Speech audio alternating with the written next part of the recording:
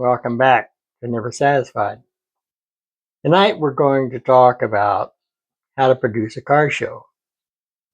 Now, I don't normally read from a script, but there's so many things that need to be said and in a certain way and a certain sequence.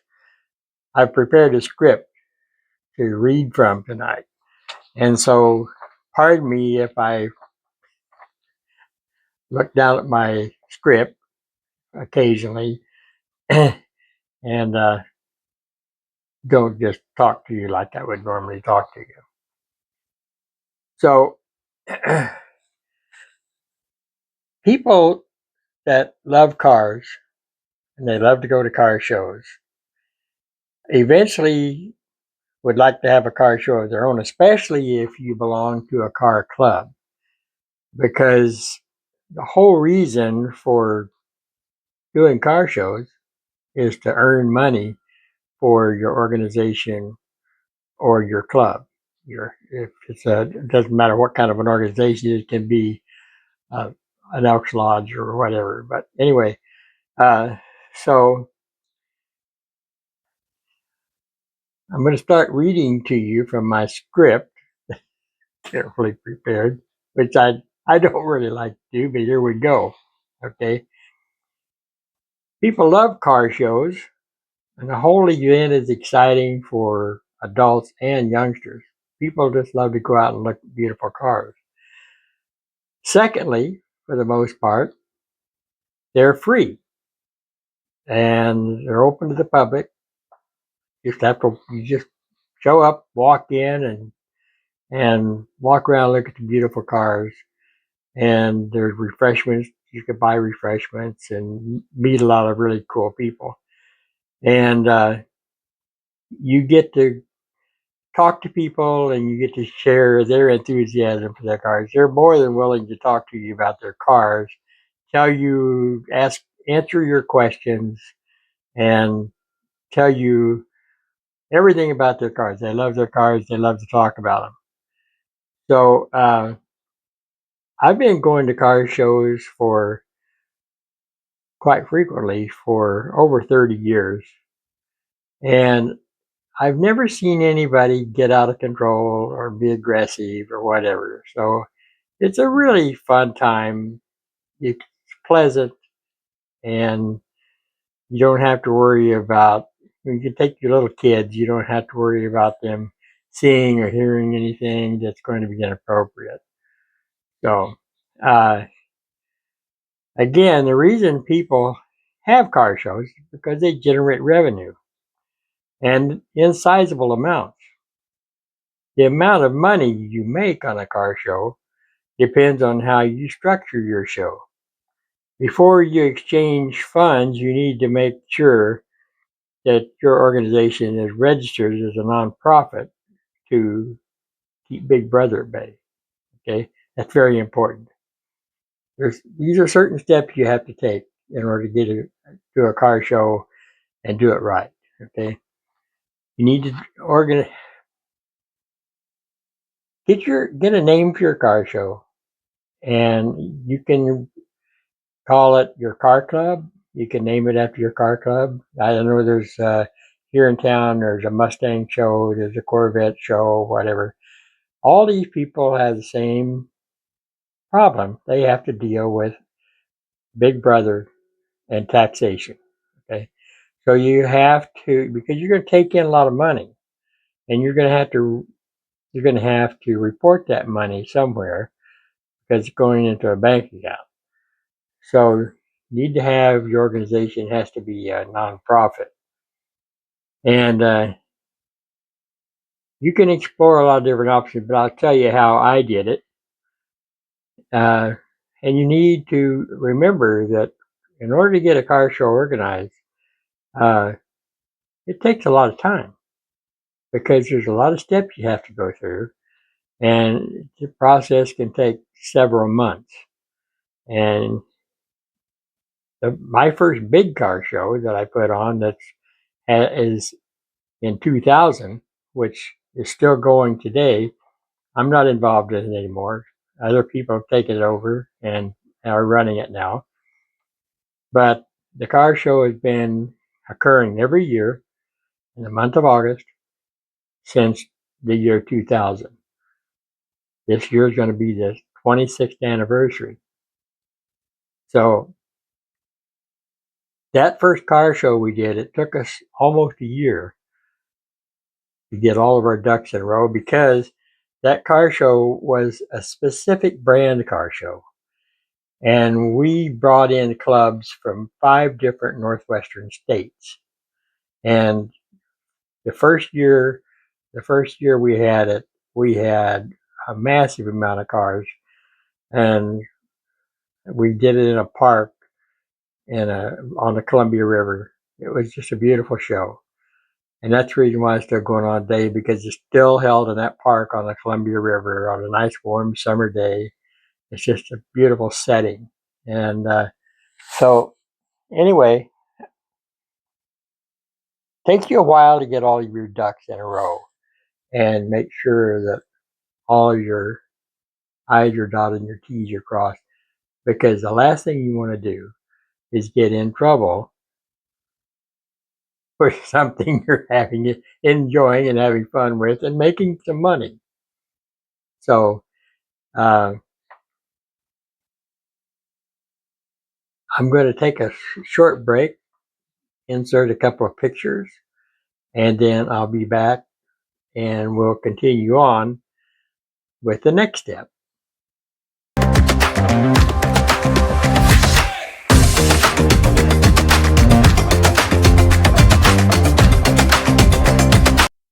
Okay, I'm back.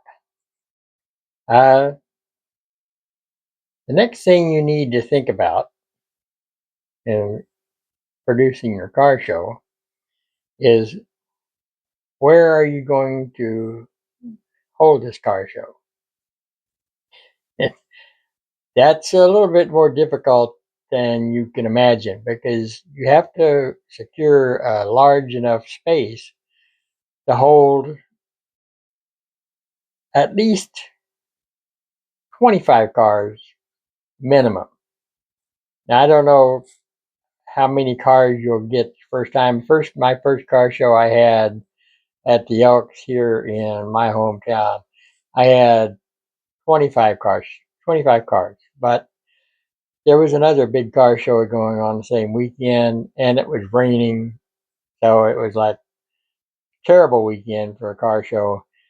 We ended up having about 25 cars. So you can almost get 25 cars by accident. So anyway, it takes a lot of real estate to put on a car show. So you need to think about that. And the ideal place is, of course, a parking lot. If you can secure a park, that's even better, because if you can secure a park with shade trees, that makes it a much more pleasant car show. So scout around your town, look at all the different places, and pick a place that you think would be the best car show. Now, there's certain things that you need. You need electricity, if that's available at all. If not, you're going to have a couple of small generators. And if you use generators to make electricity, I would suggest the smaller ones that are very, very quiet, because the bigger generators just make a lot of racket. They use a lot of gas and they're stinky. So if you're going to have to use generators, get a small one. Now, the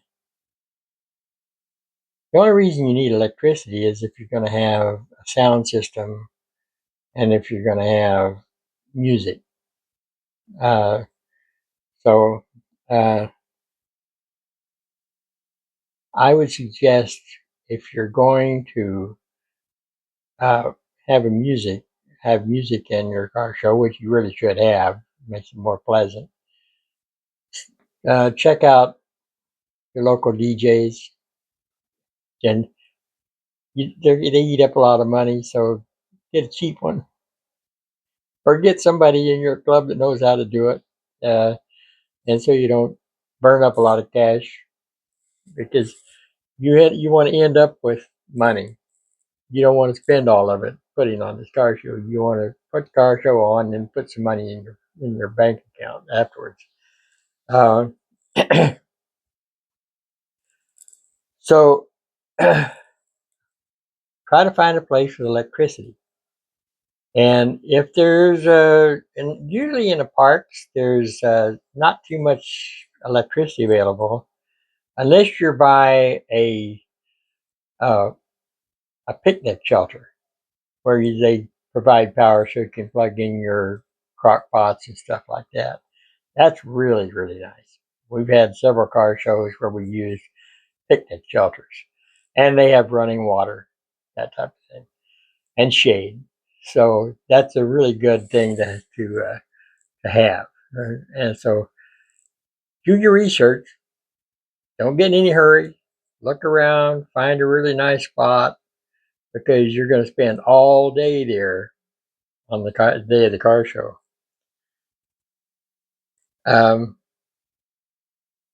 Also, too, wherever you have your car show, it's not likely going to be on your property. It's going to be on somebody else's property, whether it's private property or city property. And those property owners are going to have some requirements. They're not going to just let you come in there and have a car show with no strings attached. It's not going to happen. So they want to have their selves covered, and so you're going to have to get a certificate of insurance that will cover your car show, your club, or whatever organization you have, plus the property owner. If it's not, if the person that is producing the car show, for instance, what I'm saying is, if you're an Elks Club or a BFW and you have a big parking lot, uh, you're already covered with insurance. So, but anyway, if you're on a park, a city park, or something like that you're not related to, they're going to ask you to provide a certificate of insurance. So it's not expensive, but you're going to have to do that to cover yourself and the property owner. Also, if you're going to provide is insurance or liability insurance, and when your show participants come in and sign up, pay their fees, you need to have a waiver for them to sign as part of their sign-in sheets, so that you get them on record as saying they're not going to sue you. So, they're doing it at their own risk. So anyway, that's just another way you have to cover yourself.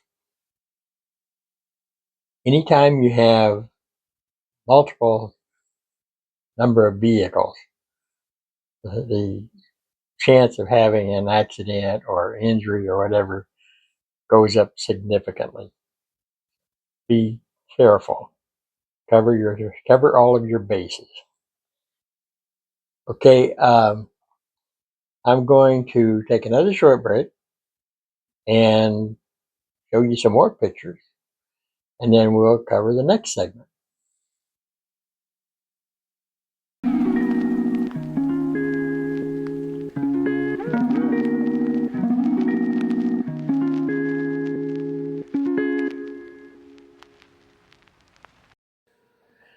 Okay, I'm back. You'll never believe what happened. I'm in the middle of filming the last part of this, and right in the middle of the telephone rang and totally disrupted my video. So I've never had that happen before. So anyway, we're in the third and final phase of the instructions on how to do car shows, and it's a bit of a long one, so I hope you stay with me until the end, because it's where most of the meat of this is.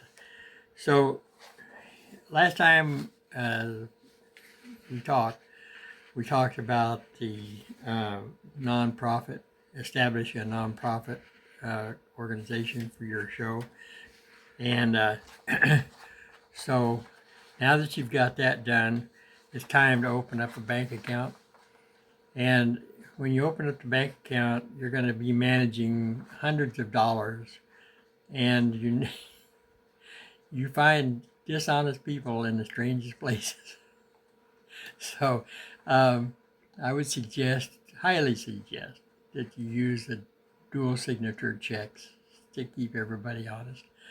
And so when you disperse funds, you know that they're legit. Now, when you set up your bank account, the bank is going to require that you present bylaws for your club, along with your nonprofit status. So be prepared for that. If you don't have bylaws for your club, I would suggest you start writing, because the bylaws for the club they're pretty lengthy. So you need to find somebody that knows how to do it, or you have a copy that you can plagiarize. It's whatever, but it's not an easy task. When I opened up the bank account for the big show we had in the Pacific Northwest, it was a brand specific. It was actually Pontiac Fieros, all Pontiac Fieros. And so the little logo on a Pontiac Fiero is a Pegasus. And so obviously we named it Pegasus Productions. I came up with that name, and we created an entirely different organization called Pegasus Productions, just to manage the monetary end of the club, of the car show. When we did this I thought it was pretty slick the way we did it. We had 5 different clubs from 5 different states participating in this show. Each one of them had a stake in because they got profits at the end of the show. We dispersed the profits, and each one of those clubs got some of that money, and they got their seed money back plus more. So every one of them had a stake in making sure that it all worked, and it was great. We had their representatives. They would have a representative that come and meet with everybody. Of course, we were in Washington State, so the guys from Idaho and Montana, California, they would all come in and meet with us like 3 times before the show, and then we would communicate via internet, and it really worked out well. So everyone was eager to have a nice show. The show, by the way, was a 3-day show. We got there on Friday night. We had a Friday night party, and then we had our show on Saturday morning, and then we had dinner. We had a catered dinner on Saturday after the show, and then on Sunday morning we had the farewell party, a farewell breakfast, and then we had some cars related games before everybody took off and went back home. We rented a block of rooms at a big hotel in town, so we were all at the same hotel, and it was really a fun weekend. That's the reason why it's still going on after 26 years, because it's fun. It's a fun thing to do. So one of the guys in the Spokane area had a special brew that he made, and would never tell anybody what was in it. It was alcohol, a lot of alcohol, And every Saturday night, he would secretly put that together in a great big cooler and bring it into the party room. And the name of it says everything. It was called Skip and Run Naked. And it was just a fun thing. So, guys, car shows can be a lot of fun. They can make a lot of money, and you can have friendships that last your whole lifetime. I'm still friends with all of those people from all of those different states. We still, even though I haven't known DeFiero for a long time, uh, I still communicate with those people, and just lifelong friends. So it's a great endeavor. So um, you want to decide what kind of a car show you're going to have. Now, like I said, that was a brand specific, but car shows come in other flavors. You can also have open to all brands, which most car shows are, because they're the most lucrative. You get the most participants because, if you lock yourself in one brand, you kind of lose out on a lot of folks. And then there's another one one that's been put on here in Portland for years. It's called the Orphans Car Show.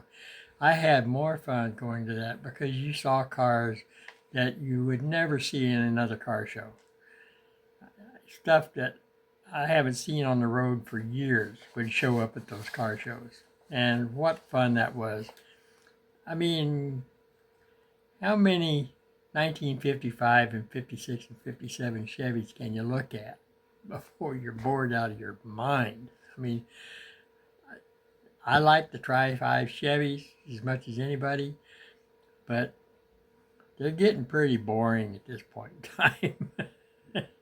So I like to see different things. Um, so anyway, when you start getting ready to do your car show and you get all your ducks in a row and you're getting ready, you got your place where you're going to have the car show, you've got all your bank accounts and everything set up. Now you're going to start advertising. You're going to advertise.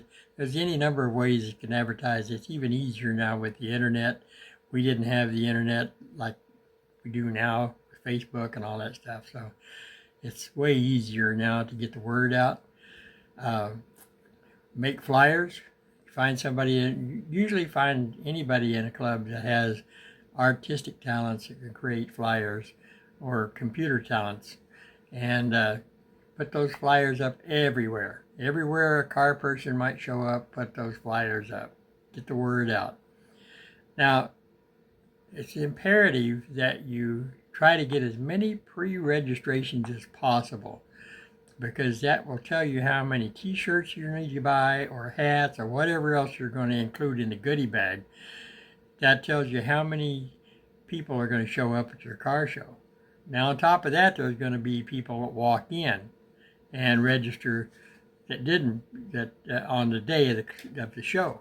So you have to have, when you buy your t-shirts or hats or whatever you're going to do, you have to add a percentage to that to cover those walk-ins that didn't pre-register. So t-shirts cost money, hats cost money to get it printed and all that stuff. So that's why you need to know how many you're going to buy, because you need to know how much money you're going to have to put out to get that.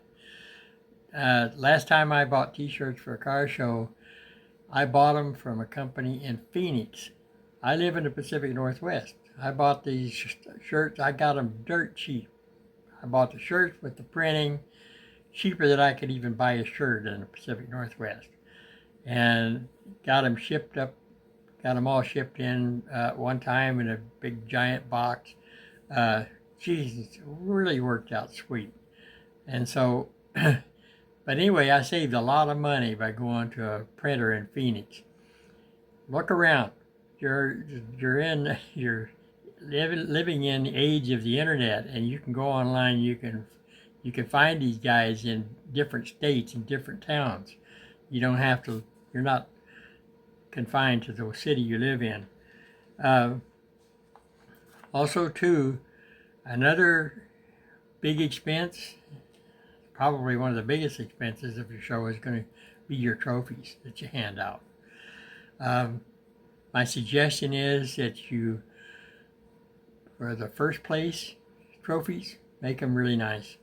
Second, third place trophies, a lot smaller, a lot cheaper, because you're going to have to put best of show and people's choice, and you're going to have to really make two big trophies. Those are expensive, and they should be. So really do some shopping for your trophies, because you can save a lot of money by just shopping around.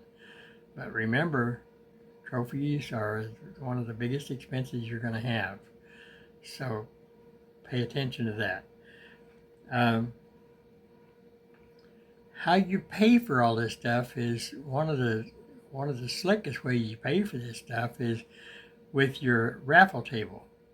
You're going to go out, you're going to send your club minions out, and for months and months before the show ever happened, they're going to be scouring the town, going to all of the car-related businesses, tire shops, paint and body shops, whatever, and you're going to be begging for free stuff.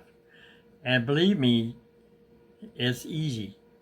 And you get a lot of free stuff, and that you put all that free stuff on the table, then you sell tickets.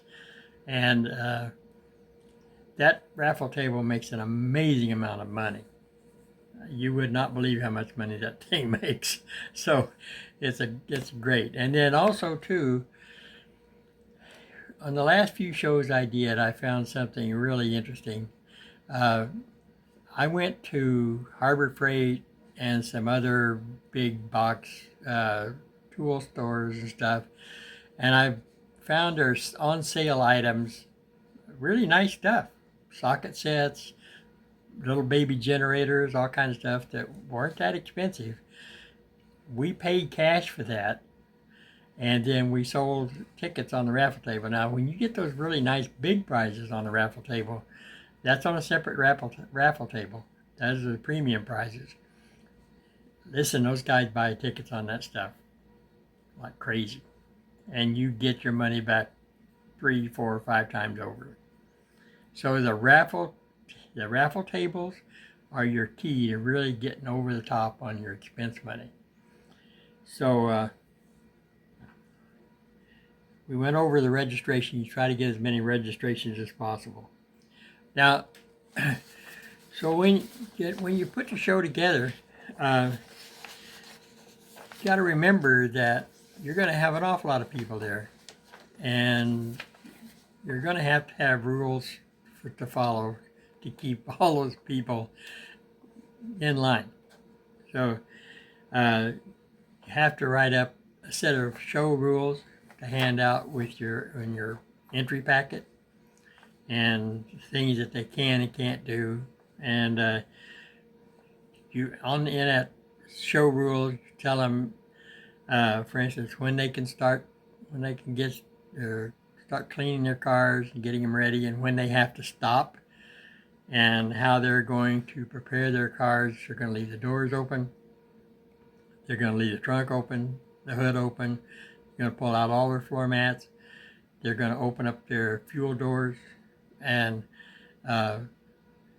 open so everybody can see into the little nooks and crannies. And so anything else that you think would be a good thing to have as a rule for your car show? Most car shows do not allow for sale signs on their cars, and so that you might want to consider that. I think it's a good idea not to have for sale signs on your cars. So then you have to pick a team of judges, and the judges. I think it's kind of necessary for the judges to know something about cars. I mean, you can pick anybody you want, but my best results were from third-party judges that weren't related to, that didn't have anything to do with our show, and they were other car clubs.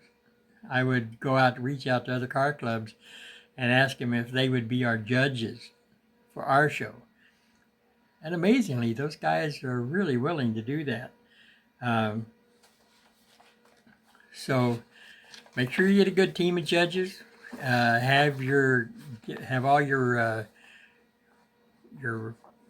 papers ready to hand to the judges so that they know how that you want your cars judged.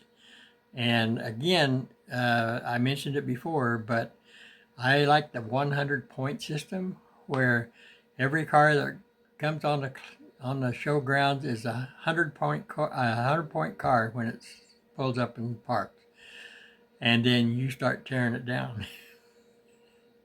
You take points off. Every car is a 100 point car until you start looking at it and taking points away because of grease or dirt or bugs or dirty tires or dirty carpets or torn headliners, that kind of stuff.